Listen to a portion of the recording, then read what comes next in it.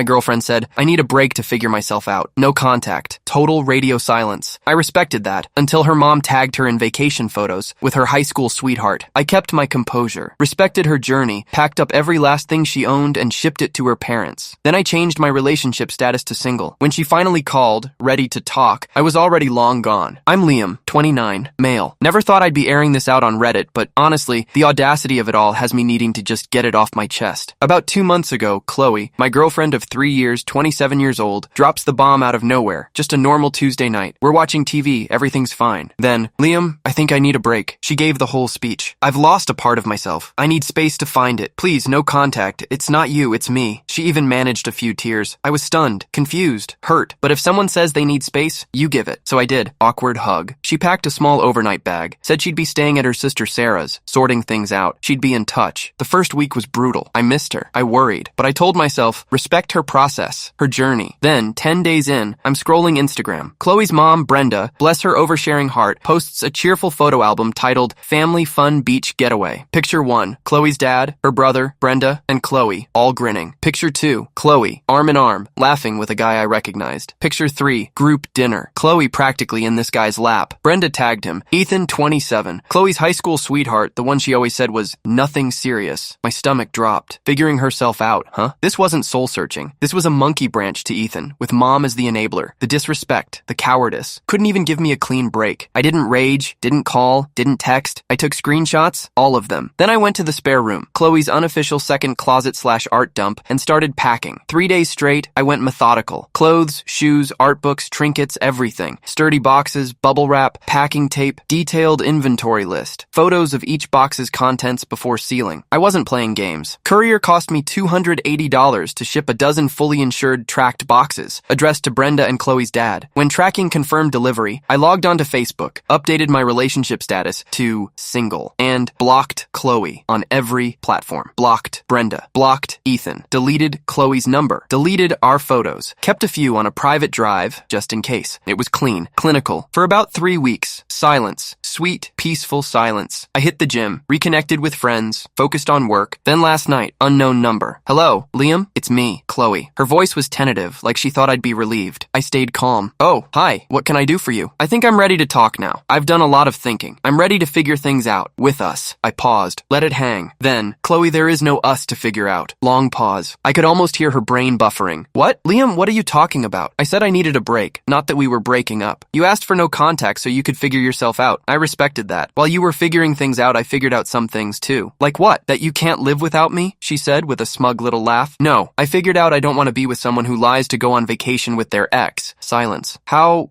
did you know about that? Your mom tagged Ethan in the vacation photos. Oh my god, Mom can be so clueless with social media. Clueless or complicit. Either way, it painted a clear picture. You needed space to test the waters with Ethan, while keeping me on the back burner. No, it wasn't like that. Ethan was just there. It was a family thing. He's friends with my brother. It just happened. Things don't just happen, Chloe. Decisions were made. You decided to lie, to go, to get cozy with him. I was confused. This was part of my journey. Her voice was rising, getting whiny, and I respected your journey. So much so, I facilitated its next stage. What does that even mean? It means all your belongings were packed and shipped to your parents' place. They arrived 3 weeks ago. Your dad signed for them. I have the delivery confirmation. Dead silence. Then, barely a whisper. You what? Packed everything. Your clothes, art supplies, that vintage jacket, even your grandma's earrings. I figured if you were on a journey, you wouldn't want to be burdened by ties to your old life. Or our apartment. You can't just do that. Actually, I can. And I did. Everything's there. Inventory list if you're curious. Your grandmother's earrings? Box 7? Bubble wrapped? Petty? Maybe. Satisfying? Absolutely. Liam, this is insane. It's vindictive. I was coming back. We were going to work through this. Work through what, Chloe? You vacationing with another guy while telling me you needed solitude? Or was I supposed to sit around like a schmuck until you decided if your high school romance had legs? It wasn't a romance. It was complicated. Not anymore. It's over. Just so we're clear. Relationship status, single. She started crying. Real tears or frustrated ones, I couldn't tell. But my stuff, my fragile things. What if something broke? I packed it better than you ever did, and I insured it. But honestly, Chloe, your problem now. You're such a, after everything, 3 years of my life. And I gave you 3. Difference is, I didn't end it by sneaking off with an ex. And then, new voice. Liam, this is Brenda. What in God's name do you think you're doing to my daughter? Ah, the enabler. Brenda, I said. With all due respect, this is between Chloe and me. Or rather, it was. It's over now. You can't just throw her things out. She's devastated. That trip was a misunderstanding. Ethan is just a family friend. A family friend? Brenda, she was straddling him in the photos, the ones you posted. Well, I never. Stop twisting things. Chloe was vulnerable. She needed comfort. She told me she needed space and no contact. If she found comfort in Ethan's arms, that's her prerogative. It's mine to end the relationship. Then Chloe, now in full meltdown mode. Mommy, he sent all my designer bags. What if the courier stole them? See? Hysterical. Brenda demanded, apologize and fix this, Liam. She was willing to give you another chance. The entitlement? Breathtaking. She was giving me another chance? I laughed. Brenda, there's nothing to fix. Chloe made her choices. I've made mine. Only thing left for her to do is unpack. I suggest she start with the emotional baggage. Oh wait, I didn't pack that one. You cruel, heartless young man. After all we've done for you. I appreciate your past hospitality, which is exactly why I sent Chloe's belongings to your hospitable home. Good evening. I hung up, blocked the number. Felt good. Draining, but good. The audacity? Exhausting. But yeah, I knew it wasn't over. Update. Liam again. You were right. Not over. The how dare you not want me after I betrayed you energy is real. About a week after that phone call, I got home from work around 9 p.m. Long day, and guess who's sitting on the stairs outside my apartment? Chloe and Brenda, perched below her like some kind of suburban gargoyle. Oh, for fuck's sake. I stopped at the bottom of the stairs. Evening. Unexpected. Chloe's eyes were red, but there was this new determination in them. Liam, we need to talk. Properly. Face to face. Not over the phone where you can be a coward. Not sure what there is to discuss. I was clear. And I wasn't a coward for ending a call where I was being insulted. Kept my voice low. Didn't need the neighbors hearing this circus. You have to understand. It was a mistake. Ethan means nothing. I was confused. Lonely. Mom thought it would be good for me. Brenda chimed in. I was just trying to help my daughter. Any good mother would. A good mother facilitates secret rendezvous with the ex? Got it. I shrugged. Let's say I believe all of that. It still doesn't change a thing. Trust is gone. Chloe stepped toward me. But we can rebuild it. I miss you. I didn't move. No, we can't. I'm not interested. And that's when it got uglier. Brenda snapped. You know, Liam, Chloe's been telling people how difficult you were. Controlling. How you threw her out. My eyebrows shot up. Controlling? I gave her space. Paid to ship her things. How is that controlling? Chloe whined. You didn't talk to me. You just acted. Sending my stuff was aggressive. And my key. I want it back. Locks were changed the day after delivery. For security. Your key wouldn't work. Small, satisfying detail. Chloe's face crumpled. Brenda looked like she'd swallowed a wasp. You changed the locks on our Chloe? Brenda gasped. On my apartment, which she voluntarily left under false pretenses. Yes. Chloe tried a new angle. Tearful accusations. What about my custom ceramic planter? It wasn't in the boxes. Did you smash it out of spite? That was a new low. You mean the giant lime green monstrosity? I packed it. Box number 3. Labeled fragile pottery. Wrapped in 10 layers of bubble wrap because, frankly, it's hideous. She blinked. Oh, I haven't unpacked all the boxes yet. Don't you dare speak to my daughter like that about her art, Brenda snapped. Just stating facts about packing. Now, if you'll excuse me, tried to move past. Chloe grabbed my arm. No, Liam, please. Ethan's a loser. Lives in his parents' basement. It was madness. Was madness. I want you.